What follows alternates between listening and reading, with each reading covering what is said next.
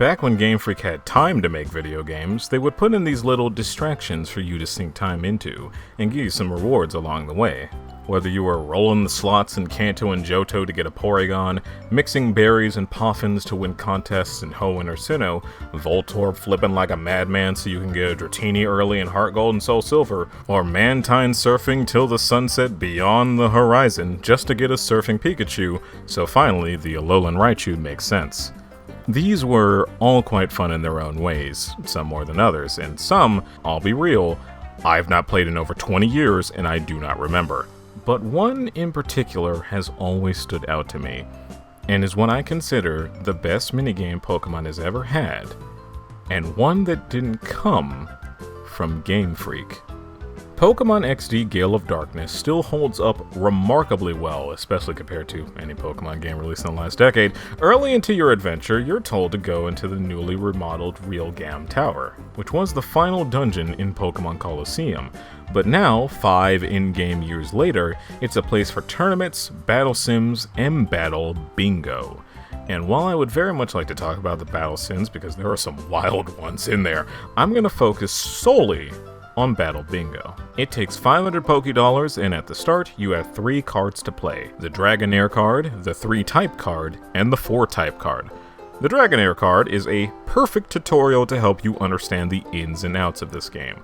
Not only are you given a powerful dragon type to resist all the types on display, but it's also just a simple fire beats grass, grass beats water, water beats fire. The basic building blocks to this whole series. How this game works is that you start with 1 Pokemon and 2 Master Balls.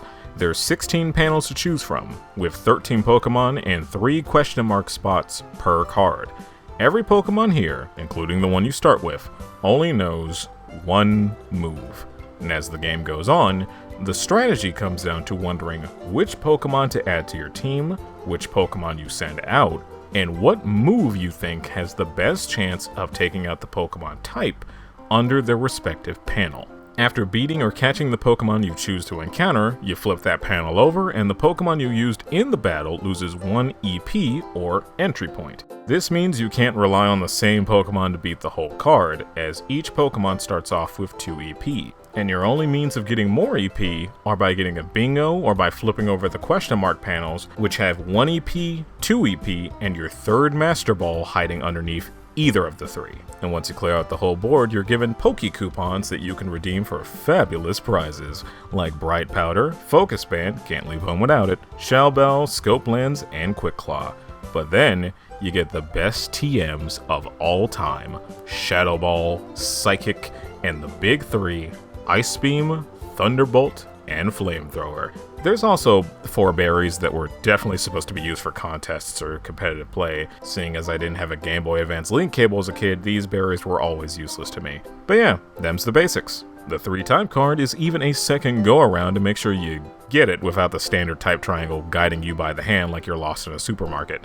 But the 4-type card imparts another lesson, that being that you should also consider immunities, because flying types being immune to ground means it's an effective strategy to whittle down your ground enemies even if no one is super effective against anyone, and helps you keep in mind that just having a safe means of securing another panel is just as important as knowing whether or not you'll steamroll the Pokemon in said panel.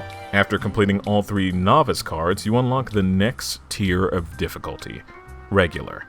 Here you can choose between the Charmander card, the Pikachu card, and the Rock vs. Flying card. And this is when the charm of this game really starts to show itself, because while the panels show you a type, it doesn't tell you every type that the Pokemon is. So if you see this ice panel, and you think you can use Charmander to snag an easy win, whoops, that's a Spheal. He's part water, so fire barely does anything. Your tail's about to get put out, little buddy. The Rock vs. Flying card is the funniest one because it literally goes, hey, do you know how many blank flying types there are? Steel flying, poison flying, dragon flying, and much more. Sudowoodo is a good starter to wipe out any of the extras, but you're essentially figuring out which flying type can counteract the next flying type you run into. Do you pick up this Delibird because it can obliterate most flying types with an Ice Beam? Or do you pick an Altaria because dragons resist so much,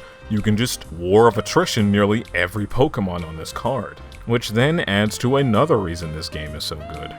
Replayability.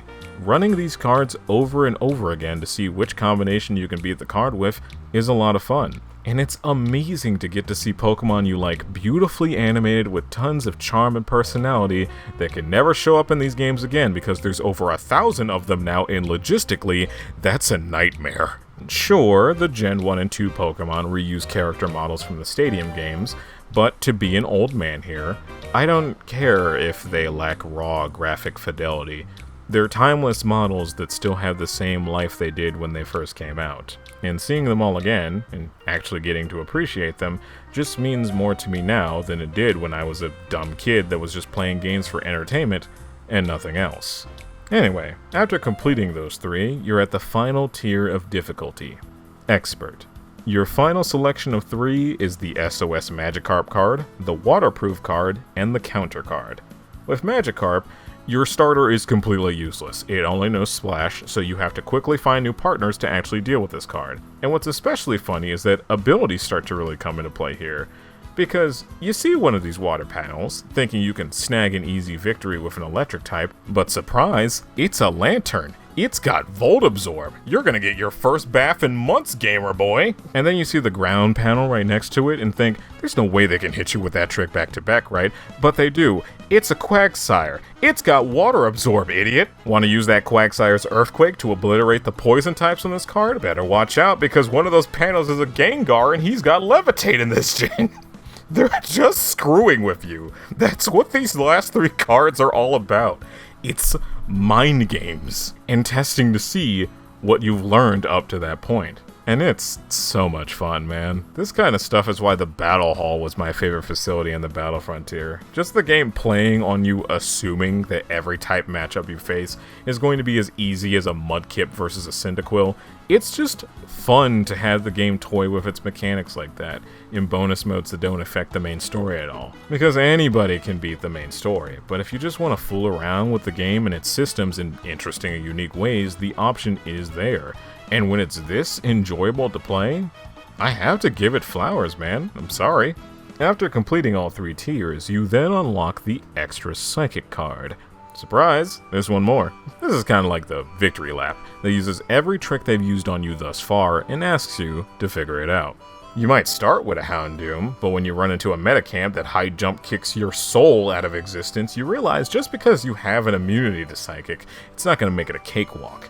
But once you beat this card, you are congratulated for sweeping through all 10 cards and are given your final unlock. One panel mode, where instead of being able to freely choose where you can pick your next panel from any panel you've already flipped, you can only flip the panel that's directly adjacent to your last panel, changing the challenge from strategically picking counters to upcoming panels while making sure you don't run out of BP, to seeing how well you can work with the hand that you're being dealt with, while also picking the best route to ensure you're going to even reach the end of the first row. Because on top of that, they shuffle around the card's layout, so you can't rely on knowing the locations of everything. You only have the info that somewhere on this card, there's a Metagross you need to watch out for. There's a Clay Doll that'll absolutely wreck your Houndoom, and so on. This easily makes this game unbelievably sweaty and really tests your abilities to think 2 to 3 steps ahead and use any knowledge from past attempts to work through this puzzle. And all this is just a challenge. There's no special reward for doing this. The payout increases, sure, but not by much. For example, the Psychic card gives you 2,000 Poké-Coupons normally, but in one panel mode, it's boosted to 3,000, which is still 1,000 short of getting TMs like Ice Beam, so you still would have to run this card a second time anyway. But really, that's fine. It's refreshing to have a Pokemon game that wants to challenge you on something, and with all the other things I love about this silly little minigame that they did not need to go this hard with, I can't think of any other candidate for the best minigame Pokemon's ever had. But wait, we're still not done. After progressing a decent length into the game, you are given the Bonsly card, a card you can take back here to Battle Bingo and show to the receptionist to get a new exclusive card that stars Bonsly. not only is there a Gen 4 Pokemon in a Gen 3 game almost 2 years before Gen 4 would even come out, but he's even playable. His card is pretty easy, mainly because he's a baby, and have you looked at Bonsly's stats? But still, the fact that he has all these animations and you get a feel for battling with him years before you can catch one in the wild is unbelievably cool, and it will never happen again. Oh my god, they will never be this ahead of schedule, ever. We did not appreciate stuff like this until it was gone, because even back then I remember people complaining that you couldn't keep him. Something else I remember hearing about that time were all sorts of rumors about there being a Munchlax card to match with Bonsly, since he was also in that game, way ahead of the generation he belonged to, and it looks like there should be one more card to fit into this collage, but no, Munchlax isn't playable, which is a shame because I love him, and they did him so dirty in Diamond, Pearl, and Platinum when there were only 3 honey trees out of the 21 in the whole game that spawned him, and which tree it was depended on your trainer ID, and on top of all that, he had a 1% encounter rate? I've literally never gotten a Munchlax this way. I remember getting so upset as a kid that I couldn't get a Munchlax after starting a playthrough like 10 times. I used PokeGTS to just give me one so I could finally run through the game with one close to the beginning of the game. But yeah, no Munchlax card. That's what we were talking about a second ago. While I still kind of wish he was playable, it doesn't put a damper on how amazing this minigame really is. Genius Sonority knocked it out of the park with the Ore duology, and stuff like this is just one of the many reasons why. We most likely will never get that third game, but I've made peace with that. I'd rather have 2 fantastic games that stand strongly on their own than to have a third game that lacks all the finer details that made these games special. But what do you think about Battle Bingo? Was there a Stadium 1 or 2 minigame that was better? Because that wasn't a joke earlier. Quite literally, the only minigame I remember from Stadium 1 was the Magikarp splashing to hit a tally marker. And I never owned Stadium 2, so I don't have anything to say about that game, sadly, but maybe one day. Either way, thank you all so much for watching. Be safe out there. I'll see you guys next time. Take care.